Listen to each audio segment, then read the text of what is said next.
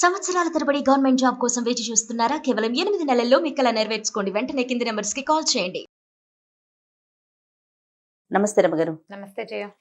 రమగారు, గతంలో మనం కొంచెం అమ్మవారి ప్రాశస్త్యం ఉన్న స్టోరీలు చెప్పుకున్నాం. ఒక స్టోరీ అయితే నాకు అసలు అది ఎవర్ గ్రీన్ స్టోరీ, మనకి అమ్మవారి గాజుల స్టోరీ అండి.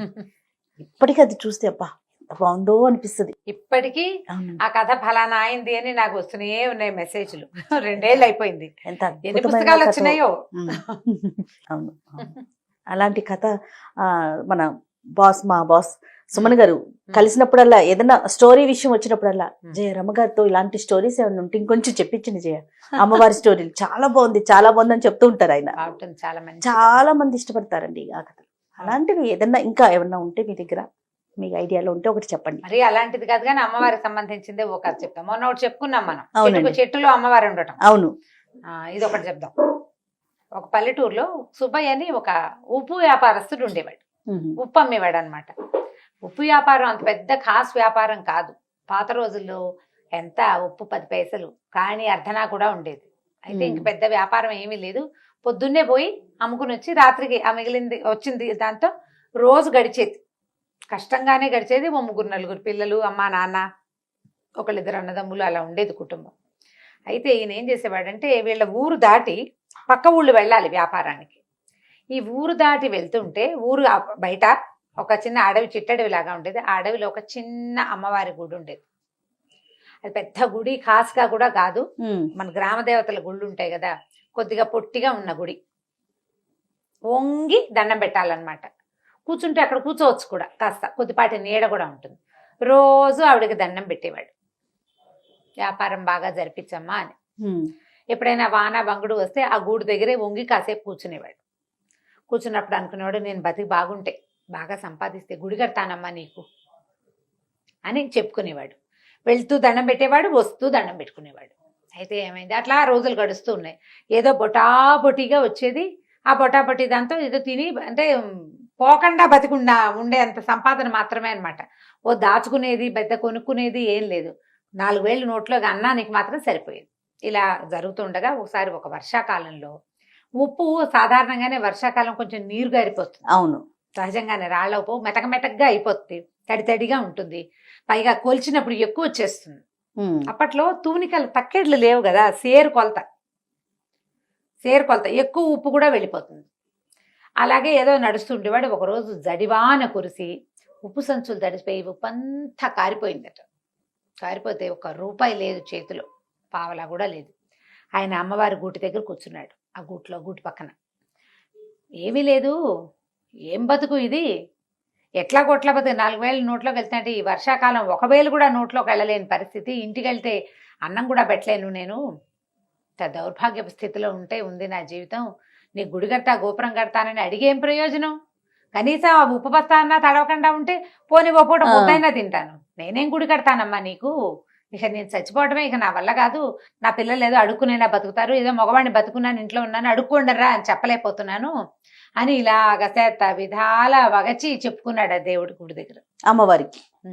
నువ్వు ఉన్నావని నమ్మాను కదా, ప్రతిరోజు దండం పెడుతున్నా, ఏం ఫలితం చూపిస్తున్నావు నువ్వు నాకు? ఏమీ ఫలితం చూపించవు. ఇవాళ ఇది కూడా తెలిసిపోయింది. 4 రోజుల అన్నానికి ఆసరా అయిన ఉప్పు అంతా తడిచిపోయింది. ఇక ఎందుకు పనికిరాదు, వానాకాలం అది ఎండదు ఆరదు అని ఇలాగా పోసుకుని, ఏముంది ఈ చెట్టుకి, ఏదో ఒక చెట్టుకి ఊరేసుకుని చచ్చిపోతాను అంతే నేను అనుకున్నాడు. వాన తగ్గేదాకా కూర్చుందామని ఆ గూట్లో కూర్చున్నాడు. ఏమైంది, ఇంతలో అమ్మవారి లేచి బయటకు వచ్చింది. సామన్ సాయిగా అంతెత్తున్న ఒక పడుచావిడ వచ్చింది. బయటకు వచ్చి, ఏమిరా సుబ్బయ్య చచ్చిపోతావా అని అడిగింది. అడిగేసరికి తెలిసింది, గూట్లో నుంచి బయటకు వచ్చింది. దండం పెట్టాడమ్మా. అమ్మ తల్లి, ఏం చేయను మరి, నువ్వు నాకు ఏమి ఇవ్వద్దు, అన్నం తినడానికి ఆసరా ఇవ్వమనే కదా అమ్మా అడుగుతున్నాను. ఈ ఉప్పంతా తడిసిపోయింది, నేనేంటి పెట్టను, ఈ వర్షాకాలం ఎక్కడి నుంచి వస్తుంది తిండి అని లబోదీపమని మొత్తుకున్నాడు. ఆవిడంది, నేను నీకు డబ్బు ఇవ్వలేదు, అయితే ఓ పని చేస్తా. ఒక గంట ఇచ్చింది చిన్నది, ఇలా మోగిస్తే మోగి జేగంట అంటాం కదా, ఆ జేగంట ఇచ్చి చేతులు పెట్టి, దీన్ని మోగిచ్చు, రోజుకి 5 కాసులు వస్తాయి, ఇందులోంచి వాడుకో, బతుకు, బాగుపడు. ఈ రహస్యం ఎవరికైనా చెప్పావా ఇంకది పనిచేయదు. నీకే మోగుతుంది, నువ్వు కాదు నువ్వు కొడితేనే వస్తాయి డబ్బులు, ఇంకెవ్వరు కొట్టినా రావు. ఇది ఎవరికి చెప్పకూడదు. దండం పెట్టుకున్నాడు. మా అమ్మ మా తల్లి నన్ను కరుణించావా అన్నాడు. సరే ఆవిడ కాస్త లోపలికి వెళ్ళిపోయింది, గూట్లోకి వెళ్ళి కూర్చుంది. అక్కడ ఇంత చిన్న రాయి రూపంలో ఉంది, పోయా రాతిలో కూర్చుంది. ఆవిడ కనపడకుండా అయిపోయింది. ఈయన ఏం చేశాడు, ఆ గంటని మోగిచ్చాడు. జల్లుమని అందులోంచి 5 రూపాయి కాసులు బయటపడ్డాయి. మేము గెలిచాను రా దేవుడు అనుకుని ఆ గంట జేబులో పెట్టుకున్నాడు. డబ్బులు పుచ్చుకొని ఇంటికి వెళ్ళిపోయాడు. ఓ 2 కాసులు 2 రూపాయలు 3 రూపాయలు పెడితే శుభ్రంగా అన్నము ఇల్లు వాకిలి శుభ్రంగా గడిచిపోయేది. 2 రూపాయలు పక్కన పెట్టుకునేవాడు. క్రమంగా రోజు గంట కొట్టడం 5 రూపాయలు రావటం, గంట కొట్టడం 5 రూపాయలు రావటం. దీంతో వ్యాపారం వేరే కొత్తది పెట్టుకున్నాడు. ఉప్పు కొట్టు పెట్టుకున్నాడు. మెల్లిగా పెరగటం మొదలుపెట్టాడు. డబ్బులు చేరుతున్నాయి కదా. ఈ చేరుతున్న డబ్బులతో ఏం చేశాడంటే అమ్మవారి గుడి కడతానని మొట్టమొదటి చెప్పుకున్నాడు కాదు. సరే ఒక చిన్న దేవాలయం కట్టించాడు. క్రమంగా పెంచుదాం అనుకున్నాడు. ఊళ్ళో అందరూ ఆశ్చర్యపోయారు. ఇతను ఉప్పు వ్యాపారంతో ఇతనికి వచ్చింది, కానీ సడన్ గా ఇప్పుడు లక్షలు వచ్చి పడిపోయాయి అనుకో, అమ్మో ఏదో వీడి బ్రహ్మాండం బదలైందిరా అని భావిస్తారు జనం, ఎక్కడి నుంచో పడిందని. 5 రూపాయలు రోజు వచ్చేవాడికి ఎవరికి తెలుస్తుంది? నిశ్శబ్దంగా చాపకింది నీరులాగా డబ్బు అతని జీవితంలోకి ప్రవేశించేసింది. కొన్నాళ్ళు గడిచింది, చాన్నాళ్ళు. రోజు పొద్దున పూజ చేసేవాడు, గంట వాయించేవాడు, 5 రూపాయలకు పడేవి ఆయన దాచుకునేవాడు. వాడుకోగా కొంతమందికి కోట్లు పెద్దవి చేశాడు, పని వాళ్ళని పెంచాడు, అందరికీ అన్నీ వచ్చినాయి. గుడి కూడా కట్టేశాడు, చాలా మటుకు కట్టాడు. కొన్నాళ్ళ తర్వాత ఏమైందంటే ఇల్లంతా రెనోవేట్ చేయించుకున్నారు బాగా. ఈ రెనోవేషన్లో భాగంగా వాళ్ళ ఆవిడ దగ్గరుండి సున్నాలు వేస్తూ పూజా మందిరం చక్కగా బాగు చేయించి, పెద్దగా చెక్కలు బాగా డిజైన్ లాగా చేయించి, ఈ పాత గంట ఇది ఎందుకని తీసుకెళ్లి పాత సామాన్లు వాడికి ఇచ్చేసింది. అయ్యో. ఈయన ఆ రోజు ఊరెళ్ళాడు. పొద్దున్నే ఊరెళ్ళిపోయాడు. అర్ధరాత్రి ఎప్పుడో తిరిగి వచ్చాడు. మర్నాడు పొద్దున్న దేవుడి దగ్గర చూస్తే గంట లేదు. ఇప్పుడు ఏం చేయాలి గంట? నేను అడిగాడు భార్యని, ఏమే గంట ఏదే ఇక్కడ ఉండాలంటే, ఆ పాత పడిపోయింది, కిలుం పట్టేసింది పిచ్చి గంట, పైగా మోగిచ్చినా కూడా అదో రకం ఓటి మోత వస్తుంది, అందుకని పాత సామాన్లు వాడికి ఇచ్చేసాను. నేను లబోదిబనుడు స్నిదుంపది కదా, అచ్చొచ్చిన గంటే, అమ్మవారి ఇచ్చిన గంట అనలా, ఉంది అచ్చొచ్చిన గంట మా ముత్తాతల నాటిది, అది టింగుమని మోగినా టంగుమని మోగినా నాకు అదే కావాలి, ఎవరికి ఇచ్చావో చెప్పన్నాడు. ఎవరికి ఇచ్చావంటే వీళ్ళకి 3 సందులు అవతల కనకయ్య అని ఒక పాత సామాన్లు కొనేవాడు ఒకడు ఉన్నాడు. వాడికి అమ్మేసింది. వాడికి ఇంట్లో అవి ఇవి సామాన్లు పాత అమ్మేస్తూ ఈ గంట కూడా ఇత్తడి వస్తువులాగా, ఇత్తడి కంచు గంటలు కదా ఆ రోజుల్లో ఉండేవి, ఇప్పుడు కూడా కంచు గంట అయితేనే మోగుతుంది. కంచు సామాన్లు, ఇత్తడి సామాన్లు, పాత సామాన్లు, చిల్లులు పడ్డవి, కిలిం పట్టినవి, తర్వాత ఇనప రేకులు, ఇంట్లో ఏవో ఉంటాయి రకరకాలు, అలాంటివి ఇచ్చేసింది. ఇది కూడా అతనికే ఇచ్చింది. పరిగెత్తుకుంటూ ఆ కనకయ్య వాళ్ళ ఇంటికి వెళ్ళాడు. కనకయ్య మా ఆవిడ ఇచ్చిన సామాన్లలో ఒక గంట ఉంది కదా, ఆ గంట ఇచ్చేదాకన్నాడు. వీడికి ఆ కనకయ్యకి ఏం డౌట్ వచ్చింది, ఈయన పెద్ద మూతుబరి, గత 10 ఏళ్ళుగా బాగా సంపాదించాడు, అమ్మవారి గుడి కట్టాడు, ఆయనకి సంపాదన ఉంది, బళ్ళు గిళ్ళు ఉన్నాయి, పిల్లలు శుభ్రంగా చదువుకుంటున్నారు. పాత వస్తువు కోసం ఎందుకు వచ్చాడు, ఏదో ఉందన్నమాట. అందుకని ఏమనుకున్నాడు, అది ఎదురుకుండానే ఉంది, ఎక్కడో పడేశానన్నాడు. కరగబెట్టే సామాన్లలో పడేశానో దాచిపెట్టే సామాన్లలో పడేశానో గుర్తులేదు. అంటే ఇతను ఏమన్నాడు, బాబు ఆ గంట ఇచ్చేసాయి అని అడిగేసరికల్లా నేను డబ్బులు కొన్నాను మీ ఆవిడ దగ్గర, నేను డబ్బులు ఇచ్చి కొన్నాను, నువ్వేమిస్తావు చెప్పు నీ గంటకన్నాడు. అనేసరికల్లా ఇతను అన్నాడు, అదేమిటి నువ్వు గంటకి ఎంత ఇచ్చావు అంత ఇస్తాను తీసుకోమన్నాడు. ఒప్పుకోలే, ఏదో ఉంది ఆ గంటలో విశేషం, అదేమిటో చెప్పు ముందు నాకన్నాడు. అనేసరికల్లా ఇతను అన్నాడు, కాదయ్యా ఆ గంటలో ఒక ప్రత్యేకమైన అర ఉంది, కొంత డబ్బులు దాచిపెట్టుకున్నాను, అందులో ఒక మహిమ గల గంట అది చెప్పాడు. అమ్మవారి సంగతి చెప్పలా, అమ్మవారి సంగతి చెప్పలా, నేను డబ్బులు దాచిపెట్టుకున్నాను, మహిమగల గంట వస్తువు ఎప్పుడైనా అత్యవసరానికి తీసుకోవడానికి దాచుకున్నా, నాది నాకు ఇచ్చేయమన్నాడు. ఇంకా నయం, గంటలో డబ్బులు పెడతారా ఎవరైనా అన్నాడు కనకయ్య. గంట అంటే ఏముంటుంది, ఇట్లా ఇలా ఉంటుంది, పైన పీడు ఉంటుంది, లోపల వేళ్లాడే ఒక లోలకల లాంటిది ఉంటుంది, ఇలా అంటే మోగుతుంది. అందులో రహస్య పర్లు ఎలా ఉంటాయి చెప్పు, పైగా నేను తెచ్చేటప్పుడు చూసి అందులో ఏం లేదు, నువ్వు అబద్ధం చెప్తున్నావు అన్నాడు. కాదు నిజమే చెప్తున్నాను, నా మాట అబద్ధం అని తెలితే 1000 వరహాలు ఇస్తాను, నేను ఆ గంటలో ఇచ్చి డబ్బులు తీయలేకపోతే 1000 వరహాలు ఇస్తా, నువ్వేమిస్తావో చెప్పన్నాడు ఈయన సుబ్బయ్య గారు.